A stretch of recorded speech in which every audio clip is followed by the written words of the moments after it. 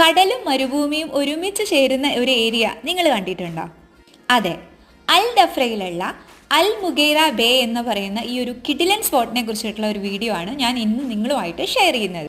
നമ്മുടെ ഫാമിലിയോടൊത്ത് ഈവനിങ്ങിലൊക്കെ പോയി ആസ്വദിക്കാൻ പറ്റുന്ന ഒരു ഇടമാണ് മുഗൈറ ബേ. ഇവിടെ കുട്ടികൾക്ക് വേണ്ടിയിട്ടുള്ള സ്പ്ലാഷ് പാർക്കും അതിനോട് ചേർന്നിട്ട് ഒരു പ്ലേ ഏരിയയും സെറ്റ് ചെയ്തിട്ടുണ്ട്.